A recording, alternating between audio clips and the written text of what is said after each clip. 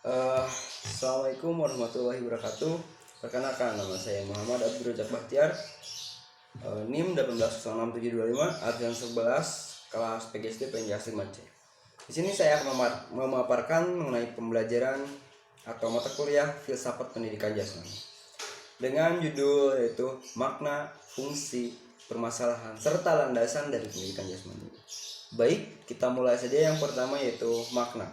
Makna pendidikan jasmani di sini saya mengibaratkan ketika sang anak memiliki semangat dalam dirinya dan ditunjukkan dengan gerak yang sangat aktif, karena pada saat usia tersebut anak butuh sekali stimulus gerak sebanyak-banyaknya guna merangsang kegiatan pembelajaran yang lainnya, dan salah satunya dapat mengakibatkan effort yang sangat besar atau semangat yang sangat besar maupun dorongan dengan pembelajaran pendidikan jasmani tersebut. Bisa menjadi problematika untuk memecahkan permasalahan pada pembelajaran yang lainnya juga. Dapat membangun sikap kognitif, afektif, dan psikomotor. Sudah sangat diketahui bahwa kognitif itu adalah tentang pengetahuan, afektif itu tentang sosial atau cara bertingkah laku, dan juga psikomotor pada saat ia melakukan gerak yang sebesar-besarnya dan seluas-luasnya. Itu adalah setengah tujuan dalam pendidikan jasmani tersebut. Lalu semua tersebut bila didapat dalam diri anak tersebut menghasilkan effort yang sangat besar pada saat ia sekarang ataupun pada saat jangka panjang tentunya. Kegiatan gerak dalam pembelajaran penjas bukan tanpa makna sebenarnya. Diharapkan pembelajaran penjas itu menerapkan nilai-nilai dari kesenangan dan juga suasana yang bahagia dan bersemangat pada saat ia melakukan pembelajaran penjas tersebut, baik di awal sampai akhir tanpa adanya paksaan. Yaitu yang selanjutnya, banyak sekali stigma di masyarakat yang menyatakan bahwa penjas hanyalah pembelajaran yang tidak memiliki arti dan hanya menghabiskan waktu saja dengan banyaknya bermain dan hanya mengeluarkan keringat saja. Itu adalah yang sangat salah sekali. Malah sebagian orang tua ada yang melarang karena dari bila si anak mengikuti pembelajaran penjas selalu merasa kelelahan atau bahkan besoknya tuh sampai jatuh sakit gitu. Ada segelintir orang dulu gitu pada saat kita atau pada saat saya di sekolah dasar ada juga gitu. Jelas itu adalah kurang pemahaman dan informasi dari orang tua tersebut. Sejatinya dalam penjas itu adalah mens sana in corpore sano. Dalam olahraga ya, bukan hanya dalam penjas. Di dalam tubuh yang sehat terdapat jiwa yang kuat. Pembelajaran bersifat menyenangkan, membangkitkan semangat, nyaman saat melakukannya, dan memiliki rasa bangga dengan apa yang dilakukan. Apabila ketika pada saat bermain bola gitu, seperti waktu SD, mengidolakan dengan seseorang gitu, dengan kita ingin bermain di posisinya ataupun dari cara kita menendang dan sebagainya, itu sudah sangat unik gitu. Penjas di antara pembelajaran yang lainnya. Dari tujuan semua itulah agar sang anak tidak hanya kuat secara rohani maupun batinnya saja, melainkan kuat secara fisik, mental, dan sebagainya. Karena menurut saya akan pincang rasanya jika seseorang hanya kuat secara batinnya saja tanpa dengan jasmaninya. Begitupun sebaliknya. Sehat paripurna secara fisik, rohani, sosial, bahkan dari segi psikis, itulah yang sangat penting dalam penjas. Dan penjas datang dan hadir dari segala unsur guna menguatkan dan menjadi solusi dari permasalahan tersebut, dan dapat memecahkan setiap problematika kehidupan yang sifatnya banyak melakukan aktivitas gerak, tentunya dengan dasar pendidikan jasmani tersebut. Yang selanjutnya, yang kedua adalah fungsi pendidikan jasmani kehidupan. Yang pertama adalah aspek organik, yaitu meningkatkan daya tahan tubuh, fungsi sistem tubuh menjadi lebih baik, kardiovaskuler menjadi lebih baik. Biasanya pada saat melakukan kegiatan olahraga, endurance itu akan meningkat gitu. Dari waktunya itu tidak hanya pada saat ia melakukan olahraga hanya sebentar, dan dia diharapkan bisa menyelesaikan sampai akhir permainan. Yang selanjutnya ada aspek neokomuler atau berkaitan dengan sistem saraf dan kerja otot, membuat seiramanya antara fungsi saraf dan otot. Lalu pada saat ia melatih lokomotor, non-lokomotor, dan dasar manipulatif, lalu mengembangkan keterampilan rekreasi, mendaki, menjelajah, berenang, berkemah, dan sebagainya. Karena dalam menghadapi tekanan, biasanya pada saat pembelajaran outdoor itu sangat cepat gitu harus dalam mengambil keputusan, serta biasanya itu sangat bermanfaat sekali guna kehidupan di masa yang akan datangnya gitu. Lalu bila mengembangkan potensi dalam pembelajaran olahraga sudah sangat jelas.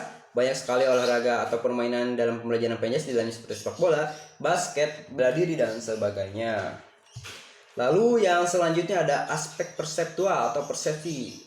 Bisa dibicarakan atau bisa dikatakan cara pandang lah. Melihat dari aspek yang lainnya dan tidak memandang hanya dari satu sisi saja.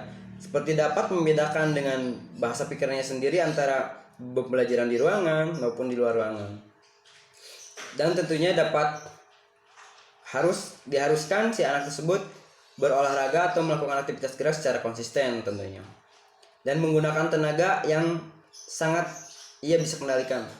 Lalu aspek kognitif di sini adalah dapat mengetahui informasi atau pengetahuan dengan mencerna secara cepat dan tepat dan sangat baik sekali gitu untuk aspek kognitifnya. Dan dapat juga mengetahui peraturan, permainan dari olahraga tersebut tentunya dengan menjunjung erat sportivitas. Sejalan antara penggunaan strategi atau penerapan teknik saat melakukan olahraga tersebut bisa dapat ia pahami melalui pemahaman dia sendiri.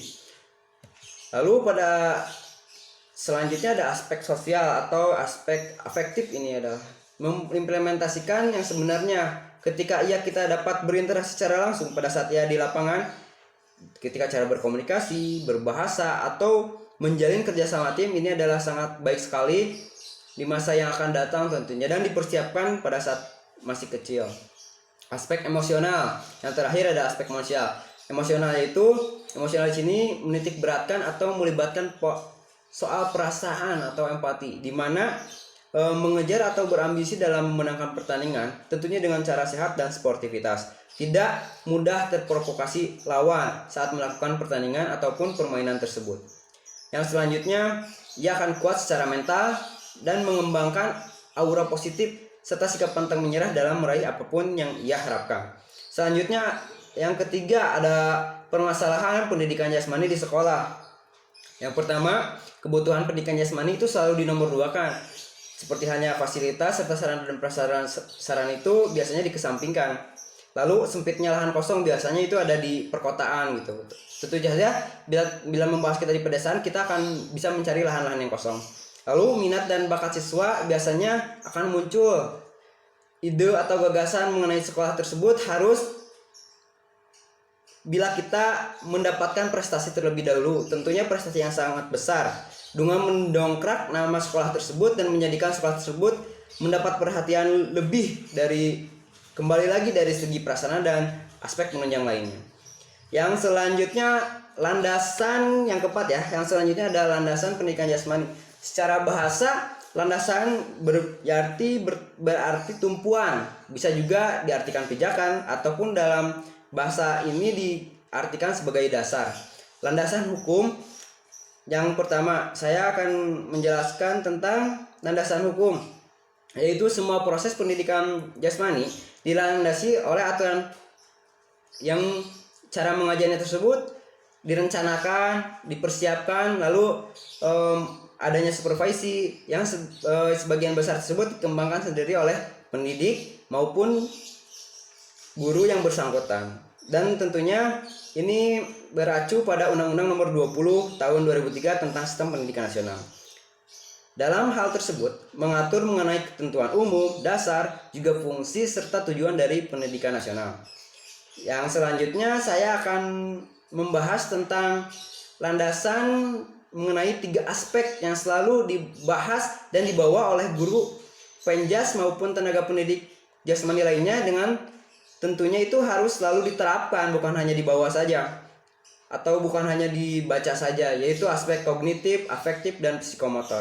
Dan ini juga menurut saya butuh sesuatu kreatif sebesar-besarnya, merupakan landasan dari pembelajaran penjas atau guru penjas itu harus kreatif dalam mengajar, terlebih dalam hal media, seperti halnya kita dapat memodifikasi lapangan dengan misalkan lapangan dengan tali dan sebagainya, atau dengan bisa kalau di lapang tembok bisa dengan seperti halnya kapur dan sebagainya, atau dalam media lainnya seperti halnya kita melakukan aktivitas estafet, bukan hanya dengan tongkat estafet tetapi dengan paralon dan sebagainya tentunya, dan masih banyak sekali lagi